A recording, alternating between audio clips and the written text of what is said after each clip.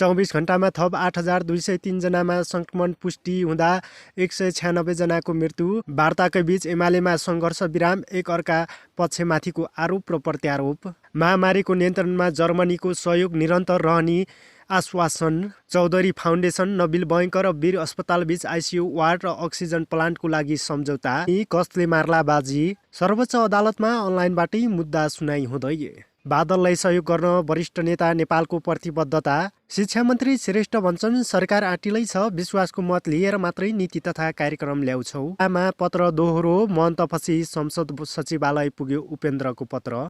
राष्ट्रिय सभाको उपनिर्वाचनमा लुम्बिनीमा 2 जनाको उम्मेदवारी। काठमाडौँ उपत्यकामा थप 2,635मा कोरोना संक्रमण र दोस्रो लहरको कोरोनाको कारण 4% आर्थिक वृद्धि चुनौतीपूर्ण। अपडेटमा यहाँलाई हार्दिक स्वागत छ। ग्रेट न्युजको साथमा म छु केशर राउत। हामी हरेक दिन तपाईहरूको माझमा महत्त्वपूर्ण समाचार लिएर आउने गर्दछौँ। हामीलाई सबैभन्दा पहिले हेर्नका लागि छेउमा रहेको सब्सक्राइब बटनलाई थिची सँगै रहेको बेल आइकन घन्टी पनि बजाउन सक्नुहुनेछ र हामीलाई नयाँ समाचारहरू ल्याउन उत्प्रेरणा दिनुहुनेछ भन्दै अब लागौ पुरा खबरतर्फ। नेपालमा कोरोना भाइरसबाट 24 घण्टामा 8,203 जना सङ्क्रमित भएको पुष्टि भएको छ। स्वास्थ्य तथा जनसङ्ख्या मन्त्रालयका अनुसार 24 घण्टामा 20,286 जनाको पिसिआर र 693 जनाको एन्टिजेन विधिबाट गरी 20,979 जनाको परीक्षण गरिएकोमा उक्त सङ्ख्यामा कोरोना पुष्टि भएको हो। त्यसै गरी गत 24 घण्टामा 196 जना सङ्क्रमितको मृत्यु भएको पुष्टि भएको छ। यो सँगै मृत्यु हुनेको कुल सङ्ख्या 5,411 पुगेको छ। त्यस्तै यस अवधिमा 6,891 जना सङ्क्रमित निको भएसँगै निको हुनेको कुल सङ्ख्या 3,52,414 जना पुगेको छ। त्यस्तै गरी हालसम्म सङ्क्रमित हुनेको कुल सङ्ख्या 4,72,354 पुगेको छ भने सक्रिय सङ्क्रमितको सङ्ख्या 1,14,429 पुगेको छ। नेकपा एमालेको विवाद समाधान गर्न गठन गरिएको कार्यदलले पार्टीलाई एकताबद्ध रूपमा अगाडि लैजानका लागि सबैसँग सहयोग र सद्भाव राख्नका लागि आग्रह गरेको छ। मङ्गलबार बसेको कार्यदलको पहिलो बैठकले नेता कार्यकर्तालाई यस्तो आग्रह गरेको हो। कार्यदलको कार्यक्षेत्र, कार्यविधि र आचार संहिता तुरुन्त तयार गरी लागू गर्ने निर्णय भएको छ। बैठकपछि नेता माधव कुमार नेपाल समूहबाट कार्यदलको नेतृत्व गरेको नेता भीम रावलले भने पार्टीमा देखिएका समस्यालाई यथोचित रूपमा समाधान गर्दै पार्टी पङ्क्तिलाई एकताबद्ध रूपमा अघि बढाउन कार्यदलले सबैसँग सद्भाव कायम गर्न आग्रह गरेको छ। बैठकले पार्टी पङ्क्तिलाई अविश्वास, असहयोग र अन्तर्विरोध गर्ने कामबाट टाढा रहनको लागि आह्वान समेत गरेको बताइएको छ। तत्कालीन कार्यदलका सदस्यहरू विष्णु पौडेल र शङ्कर पोखरेल अनुपस्थित भएको उनले बताए। बैठक भोलि बुधबार फेरि बस्नेछ। एमालेको विवाद चर्किँदै गरेपछि प्रधानमन्त्री तथा पार्टी अध्यक्ष केपी शर्मा ओली र माधव कुमार नेपाल बीचको सहमतिको कार्यदल गठन भएको थियो। कार्यदलले 2075 जेठ 2 गतेबाट पार्टीलाई सञ्चालन गर्नुपर्नेमा सहमति बनाउने भएको छ। नेपालका लागि जर्मनीका राजदूत रोयाल्ड स्पारनले कोरोना महामारी नियन्त्रणको लागि जर्मनी र युरोपेली सङ्घले नेपाललाई निरन्तर सहयोग गर्ने बताएका छन्। Advance College of Engineering and म्यानेजमेन्टले जर्मनीली दूतावास र गोठो जेन्ट्रम काठमाडौँसँगको सहकार्यमा आज भर्चुअल रूपमा आयोजित अन्तर्सञ्जाल सम्मेलनमा उनले भने म भविष्यमा नेपालमा सिपयुक्त इन्जिनियरहरू देख्न इच्छुक छौँ। अन्तर्राष्ट्रिय अवसरको लागि हामी विद्यार्थीलाई जर्मनीको प्रतिस्पर्धी इन्जिनियरिङ कलेजसँग सहकार्य गरेर अघि बढ्न उत्प्रेरणा गर्दछौँ।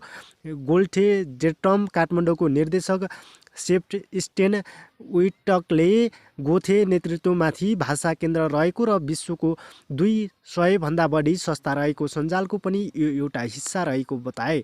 गोठे जेन्ट्रम काठमाडौँका भाषा विभागका विभागीय प्रमुख बेन्जामिन म्याट्रोन र संस्थाका परीक्षा विभागका विभागीय प्रमुख विनेम कर्मचार्यले जर्मनीको संस्कृति, इतिहास, ऐतिहासिक स्थल उत्कृष्ट चाडपर्व, पृथ्वीक सभ्यता तथा त्यहाँका समृद्ध भाषाको बारेमा प्रस्तुत गरेका थिए। लिमिटेड र वीर अस्पताल बीच आइसियु वार्ड र अक्सिजन प्लान्ट स्थापनाको लागि सम्झौता भएको छ। कोभिड-19 को दोस्रो लहरको कारण नेपालमा उत्पन्न स्वास्थ्य सङ्कटलाई मध्यनजर गर्दै फाउन्डेसन तथा नबिल बैंकले वीर अस्पतालमा आइसियु वार्ड र अक्सिजन प्लान्ट स्थापना गर्न लागेको हो।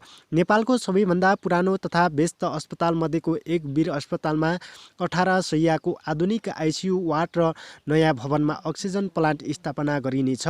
फाउन्डेसनले केही दिन अघि सार्वजनिक गरेको विज्ञप्ति अनुसार सुदूरपश्चिम प्रदेशको धनगढी नगरपालिका र कर्णाली प्रदेशको राजधानी रहेको सुर्खेत नगरपालिकामा एक-एकवटा अक्सिजन प्लान्ट स्थापना गरिनेछ र वीर अस्पताल धनगढी र सुर्खेतमा स्थापना गरिने अक्सिजन प्लान्टको क्षमता 50 क्युबिक लिटर प्रति घण्टा रहनेछ भन्ने यसले एक दिनमा 40 लिटर क्षमताको 150 सिलिन्डर अक्सिजन भर्न सकिनेछ।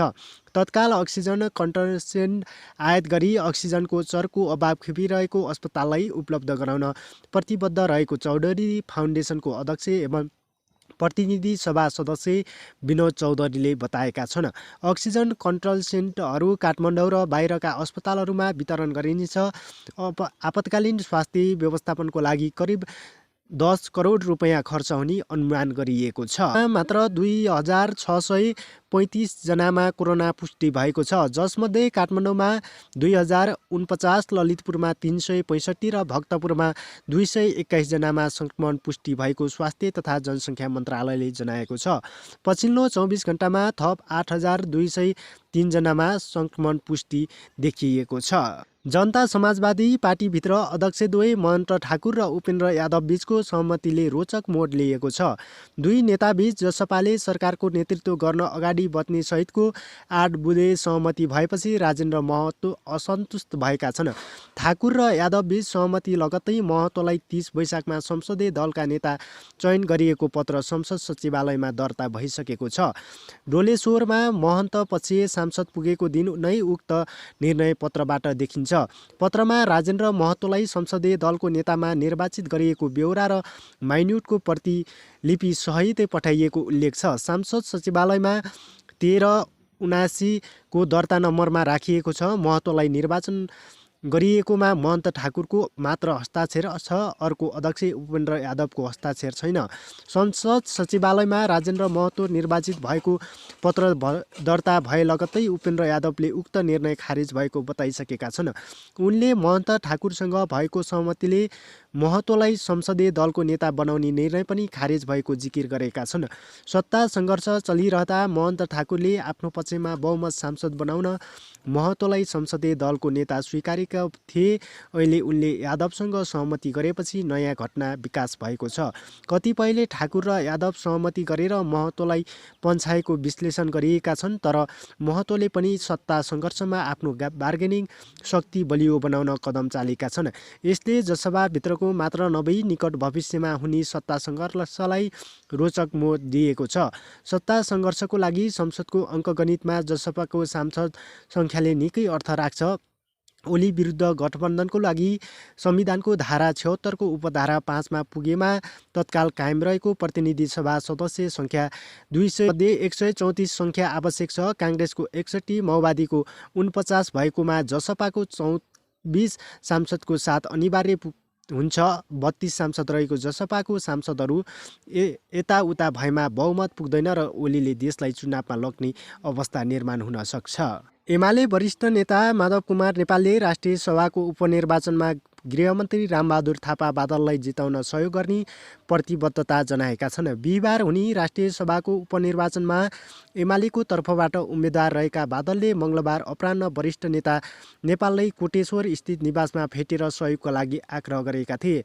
जवाबमा नेपालले पूर्ण सहयोग गर्ने वचन दिएको बादलको सचिवालयले जनाएको छ। भेटवार्ता पार्टीको आन्तरिक विषय र यही जेठ 6 गते हुन गइरहेको राष्ट्रिय सभाको उपनिर्वाचनको विषयमा केन्द्रित थियो।